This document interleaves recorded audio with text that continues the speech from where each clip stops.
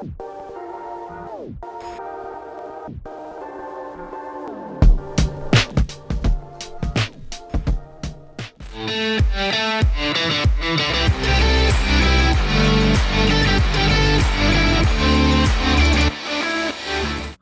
assalamualaikum warahmatullahi wabarakatuh. Balik lagi ke channel saya Adil Hussein.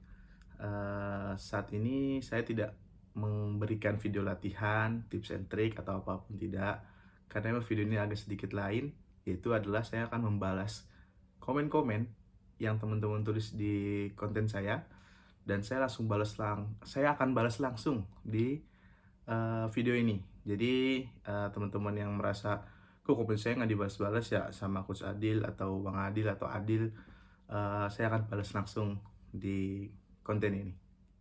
Untuk teman-teman yang sudah subscribe pasti tahu konten saya tentang kiper futsal. Ada beberapa sih tentang latihan futsal dengan Coach Kocoy, atau beberapa latihan tentang pemanasan mendingan dengan Coach Zaki. Tapi rata-rata banyaknya tentang kiper futsal. Nah, yang pertama nih dari Zaleha Hamis.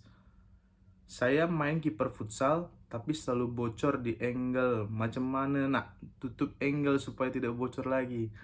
Ini saya nggak tahu nih orang Melayu atau orang Sumatera Utara biasanya nih, kayak orang-orang Medan dan sebagainya. Jadi maksud dia itu mungkin angle itu adalah sudut kurang lebih. Jadi kalau mungkin ya saya nebak aja ya, mungkin dia di syuting masuk, atau memang bolanya di kiri dia di kanan. Jadi saran saya untuk Zalia Hamis, banyak latihan di positioning.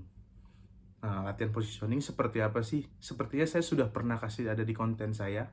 Tapi kalau memang belum jelas, mungkin nanti saya akan buat konten tentang positioning. Tapi yang paling cepat adalah ketika kamu bingung posisi kamu ada di mana, posisi berdiri seorang penjaga gawang adalah selalu mengikuti satu garis dengan bola. Itu yang paling mudah. Jadi bola ada di kiri ya ikutin ke kiri, bola ada di kanan ya ikutin di kanan, bola di tengah ya ikutin di tengah. Kurang lebih seperti itu Zelia Hamis. Tapi untuk latihannya nanti kita buat latihannya ya, khusus untuk kamu. Yang kedua, ada Kiki Kurniawan. Coach, izin bertanya, apakah pelatih futsal punya pedoman dari Asosiasi Futsal Indonesia terkait kurikulum dan program latihan standar Indonesia? Menarik nih, pertanyaannya bagus. Sepertinya dia pelaku futsal, mungkin ya. Kalau menurut saya, koreksi saya jika saya salah, atau mungkin ada yang mau nambahin silakan. Kalau dari Asosiasi Futsal Indonesia belum ada. Tapi kalau dari pelatih sudah ada yang merekomendasikan ke Asosiasi Futsal Indonesia. Jadi pelatih-pelatih itu buat kurikulum yang bernama Filosofi Futsal Indonesia. Akhirnya kurikulum itu kita serahkan ke Asosiasi Futsal Indonesia dan supaya bisa disebarkan ke pelatih-pelatih di daerah. Tapi untuk teman-teman yang mungkin belum punya atau belum tahu seperti apa bentuk filosofi futsal Indonesia, mungkin teman-teman bisa menghubungi pelatih-pelatih terdekat yang teman-teman tahu. Mungkin mereka punya, karena setahu saya sudah disebarkan dan sudah dibagikan ke seluruh pelatih. Ini menurut saya nggak tahu ya apakah Asosiasi Futsal Indonesia itu punya kurikulum yang benar-benar dari merekanya gitu. Tapi yang saya tahu kemarin dari pelatih aja sih yang kita buat. Jadi itu di situ ada latihan dari usia dini, latihan fisik, latihan goalkeeper, latihan teknik, bahkan latihan taktikal ada di sana. Oke, Kiki, terima kasih. Terus ada lagi dari Muhammad Nasir. Dia bilang, kenapa habis main futsal suka kram? Duh, ini susah nih jawabnya, susah banget. Maksudnya, kalau kamu suka kram, baik olahraga apapun ya, mau basket, mau lari, mau badminton atau apapun, volley, futsal juga nih, pertanyaan tentang futsal, mungkin ada yang salah di pemanasan dan pendinginan kamu. Kenapa saya bilang kayak gitu? Karena tujuan kita berolahraga itu adalah menaikkan suhu tubuh dan menurunkan suhu tubuh ketika sudah selesai.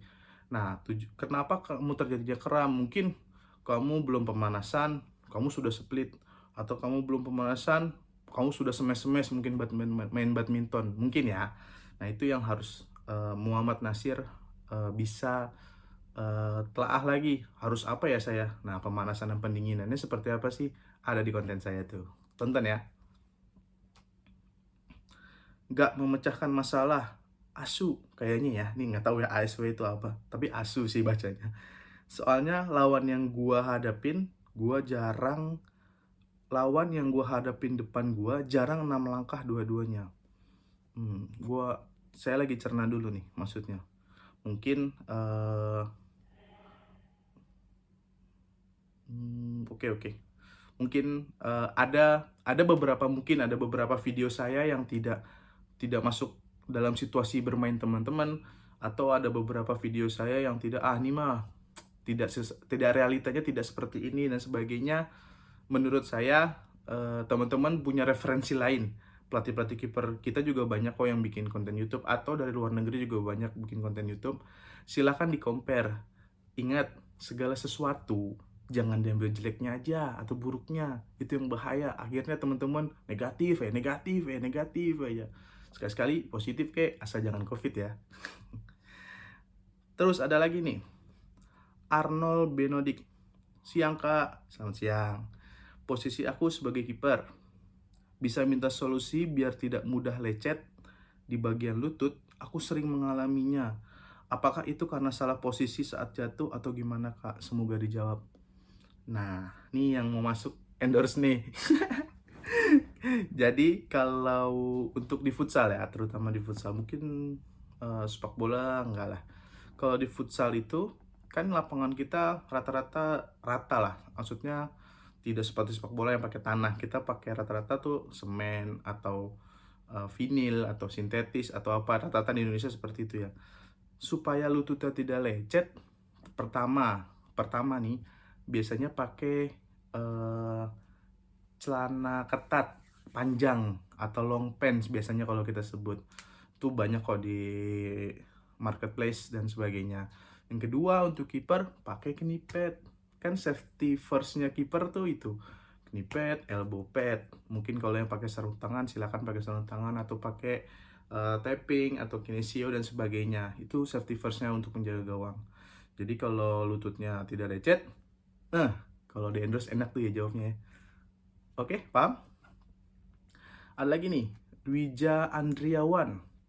Coach, tips dong cara antisipasi bola lemparan dari kiper musuh yang langsung menuju pemain lawan di depan gawang. Nah, ini apa ya? Susah sih. Kenapa? Karena kalau lapangan internasional agak sedikit susah karena lemparannya harus jauh dan punya waktu yang agak sedikit lambat untuk sampai ke gawang. Jadi itu antisipasinya kalau saya ya.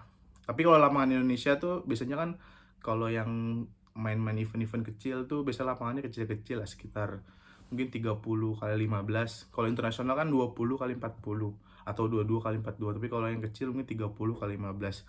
Nah, kalau yang gini nih biasanya sering nih. Saya dulu zaman-zaman saya Tarkam sering nih. Jadi kiper langsung ke gawang, kena sundul dikit masuk. Salah satu antisipasinya adalah kalau masih di area atau circle kita, kita harus deketin lawannya. Tujuannya adalah supaya ketika bola itu melintas tinggi, kita bisa hantem bolanya. Hantem bolanya bukan orangnya. Menggunakan tangan atau menggunakan badan dan sebagainya. Jadi potong bolanya dulu supaya lawan tidak dapat bola dari kiper. Tapi kalau misalnya di luar circle atau di area, mungkin bisa komunikasi sama defense. Jadi teman-teman bisa jaga jarak, kasih tahu defense-nya, duel atau rebut bolanya. Mungkin itu ya. Kalau ada yang mau nambahin, silakan tulis lagi di kolom komentar. Terus ada lagi nih dari Hamzat IMS. Coach, buat tutorial atau cara kapan kita harus cross L atau M sama split. Oke, nanti saya coba buatin, tapi penjelasannya mungkin kapan kita pakai cross L, cross M atau split itu. Kalau cross L rata-rata ketika kita 1 lawan 1 dalam posisi balance. Jadi kita tidak boleh ngambil sekali, karena kalau cross M itu kan hitungannya kayak ngambil sekali. Nah, cross M itu kalau bola-bola liar tuh boleh teman-teman pakai cross M supaya momentumnya lebih cepat. Mungkin kalau nyerosot tuh lebih cepat. Terus jadi tahu ya, cross L kalau lagi posisi balance pakai cross L aja antisipasinya. Kalau cross M, kalau bolanya liar bisa pakai antisipasi cross M. Terus kalau split sama cross penggunaannya kapan? Nah, kalau split itu kalau jaraknya jauh, misalnya di syutingnya kita lagi di tiang satu nih atau sisi sebelah kiri ya. Terus ada syuting ke sisi tiang kanan. Kalau pakai cross L atau cross M kayaknya terlalu jauh. Kita pakai split antisipasinya. Kurang lebih kayak gitu. Terus ada dari Kian. Bila mereka mengumpannya depan gawang ke kiri dan yang kiri balik lagi gimana? Mereka mengumpannya depan gawang ke kiri dan yang kiri balik lagi. Oh, maksudnya back pass ya mungkin. Maksudnya jadi kalau dari sisi sana, dari sisi kanan passing ke kiri terus dibalikin lagi ke kanannya.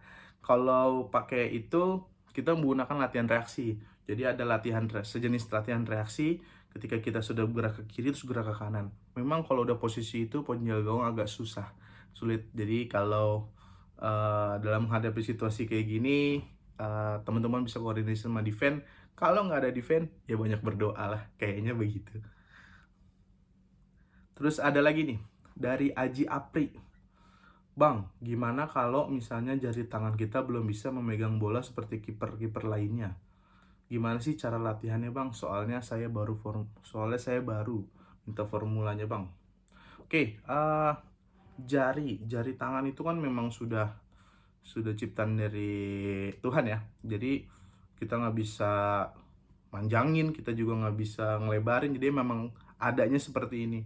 Nah, kalau teman-teman mau latihan supaya jarinya kuat, itu ada alat namanya apa ya? Saya lupa deh. Jadi itu bisa kita pegang, kita genggam. Itu tujuannya untuk menguatkan otot-otot jari. Satu itu. Yang kedua, banyak pegang bola aja. Jadi bola diraba-raba pakai satu tangan, pantulin satu tangan, pantulin. Tujuannya untuk merangsang jari dan bola. Oh, genggamannya seperti ini ya. Oh, supaya tidak jatuh, saya harus kuatnya seperti apa. Nah, biasanya sih seperti itu yang saya sering lakukan ya. Jadi kalau yang mau kuat lagi ya mungkin ada teknik dari penguatan jari. Ada alatnya, saya lupa namanya apa itu. Oke, lanjut. Eka Aji. Coach, gimana tipsnya biar saya bisa split? Karena kaki saya masih kaku. Nah, itu baik lagi itu. Kalau teman-teman kaku, lakuin pemanasan, terus lakuin rangsangan dulu. Karena kalau split itu kan memang spesial ya. Maksudnya jarang kiper bisa split kalau memang tidak dilatih. Kalau cross mungkin semua orang, bapak-bapak pun yang bukan kiper kayaknya, atau adik-adik kecil, kalau dikasih bola pakai cross kita contohin kayaknya bisa. Cuman kalau split agak susah. Resikonya mungkin bisa ketarik atau salah jatuh dan sebagainya. Nah, saran saya mungkin biar nggak kaku, tetap lakukan pemanasan yang bagus, terus dirangsang. Nah, latihan rangsangannya gimana? Ada kok di konten saya, coba ditonton ya. Terus ada lagi nih, dari Pak Ade Official. Mantap Bang Adil, sangat bermanfaat, konten-konten begini harusnya viral, amin. Mudah-mudahan yang viralnya yang baik-baik ya, jangan yang enggak. Semangat Bang, request Bang buat video tips and trick pemain juga, anchor, pivot, dan flank ditunggu Bang. Pengen sih, pengen banget buat tips and trick pemain-pemain seperti anchor, pivot, dan flank. Yang enak lagi nanti kita kolaborasi dengan salah satu posisi itu kan, terus sama dengan pelatih kepalanya lagi. Itu ide yang bagus, coba nanti saya coba pikirkan. Terima kasih Pak Ade, sehat-sehat selalu Pak Ade. Raffi Saputra, itu kalau masih di luar garis Bang, saya udah bisa. Saya masih butuh tips yang udah di dalam garis. Oke, jadi mungkin ini kayaknya tips and trick ya, video saya di tips and trick ketika memang berhadapan 2 lawan 1 atau 1 lawan 1 dengan kiper kalau di luar garis. Saya buatnya emang di luar garis, karena mungkin saya buat analoginya saat transisi. Kalau ada di dalam garis, biasanya penjaga gawang itu stay-nya di dalam gawang. Maksudnya di daerah-daerah gawang, karena tujuan mereka pasti ke gawang. Tujuannya adalah mendelay supaya defense balik. Yang kedua, kita menutup ruang shooting mereka. Karena kalau di dalam garis atau di dalam circle, kita ambil sekali udah pasti dipindahin bolanya dan kita akan ketinggalan. Menurut saya ya. Kalau memang ada pandangan lain silakan tulis di kolom komentar. Fahrur Ita, Coach mau tanya bagaimana melatih refleks split kiper baik latihan di lapangan maupun di rumah. Sama tuh tadi kayak pertanyaannya Eka Aji, dia pengen latihan split tapi kaku. Nah tapi kalau saya bilangnya bukan refleks ya kali ya, reaksi gitu. Kalau refleks tuh, kalau menurut saya nih, menurut saya ya, kalau refleks tuh kayak kita misalnya dilempar barang terus kita antisipasi, kita tangkap atau kita buang barang itu, tuh refleks kayak kehidupan sehari-hari ya. Tapi kalau di penjaga gawang saya bilangnya reaksi gitu, karena lebih enak aja gitu didengarnya kali ya menurut saya nih. Terus melatih reaksi split kiper baik latihan ya, sama tetap harus dirangsang dari awal. Kalau teman-teman mau intensitasnya langsung tinggi nggak bisa kalau pakai split, harus pelan dulu. Nah pelan itu dirangsangnya seperti apa, banyak kok latihan saya ya, favorit kita.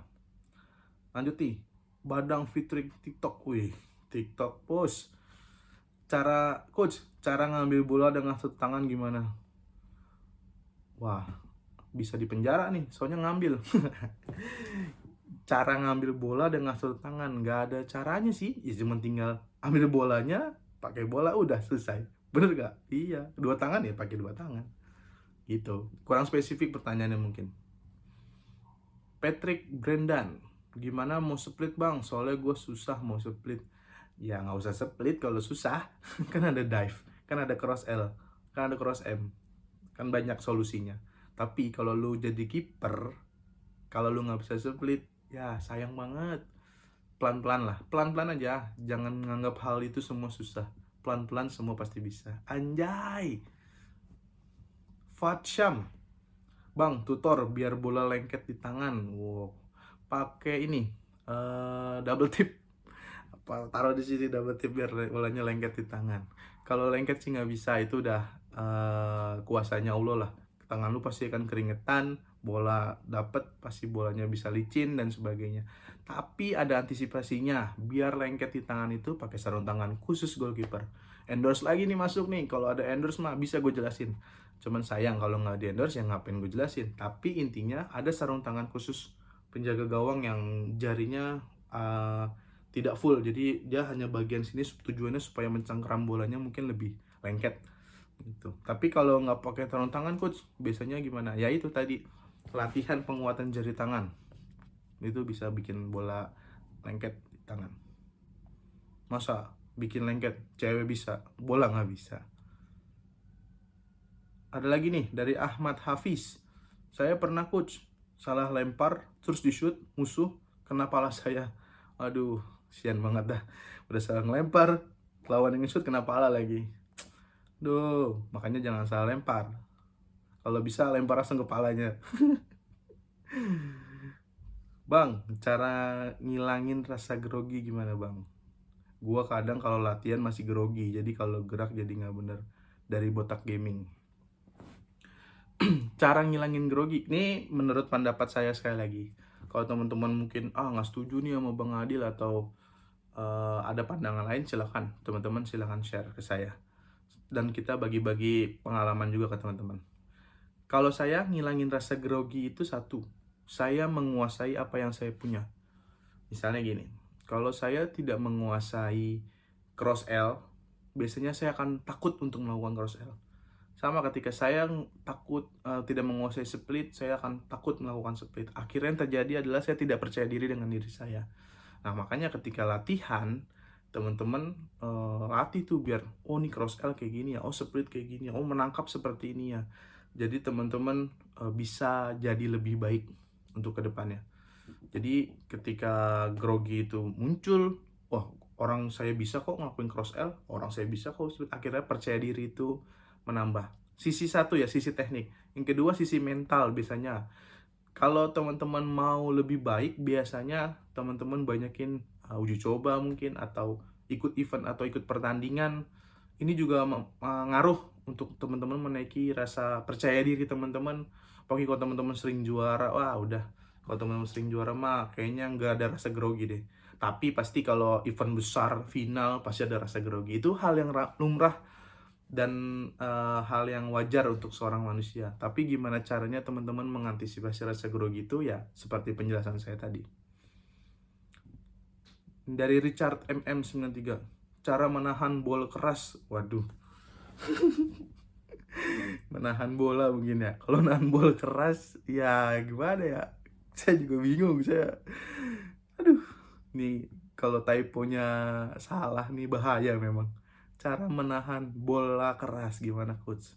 Dan latihan reaksi bagi seorang kiper dan cara tangan menahan tendangan keras karena saya salah nahan bola keras malah cedera. Ada latihan menangkap di YouTube konten saya. Teman-teman tonton. Gimana caranya bola atas nangkapnya gimana, bola tengah nangkapnya gimana, bola bawah nangkapnya gimana. Karena ketika teman-teman cedera biasanya ada salah dalam mengantisipasi. Terus balik lagi latihan reaksi seperti apa, seperti yang tadi saya jelasin. Wah, udah habis. Sekian itu aja. Sebenarnya sih banyak, cuman saya pilihin pertanyaan-pertanyaan yang menurut saya bisa jawab. Itu aja dari saya. Jangan lupa share, like, subscribe video ini apabila ini bermanfaat, bagiin ke teman-teman. Terus teman-teman yang mau bertanya lagi silahkan, nanti mungkin akan saya jawab lagi seperti ini. Terima kasih. Salam Adil Hussein.